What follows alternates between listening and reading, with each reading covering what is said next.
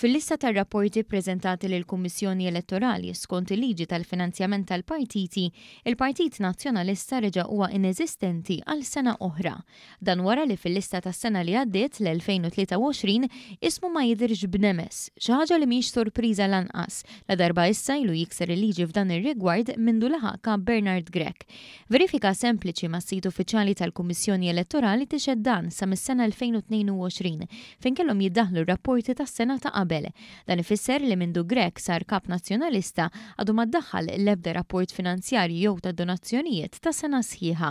Dwar dan kien tressaq protest fil-qorti bil-kandidati Laburisti għall-Parlament Ewropew Daniel Attard u Maria Sara Vella Gafà fejn wara rriżulta f'kontroprotest tal-Kummissjoni Elettorali li kienu diġà ntbagħtu 5 ittri ta' twissija lill-Partit Nazzjonalista. Issa fil-list uffiċjali tar-rapporti għat 12-il xahar tas-sena li għaddiet li jkunu rċevew il-partiti hemm biss dawk tal-Partit Laburista, tal-Partit Popolari u tal-ADPD. Fil-festi tal-indipendenza tas-sena l-oħra quddiem il-partitarji nazzjonalisti stess, Bernard Grech ingideb sfaċċatament meta mistoqsi minn One News dwar dan u qal li tali rapporti ġew ippubblikati. Trasparenzi, inti tgħid ħafna fuq it-trasparenza. Ġew pubblikati. Ara daqsxejn għadek kif kien hemm rapport.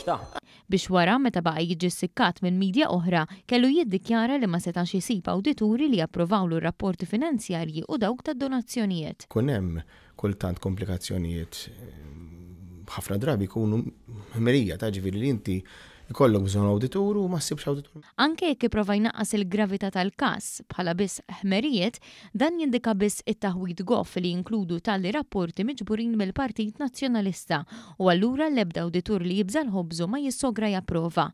Dan anke f'perjodu li l-Partit Nazzjonalista għamel żmien fejn lanqas teżorier uffiċjali ma kellu.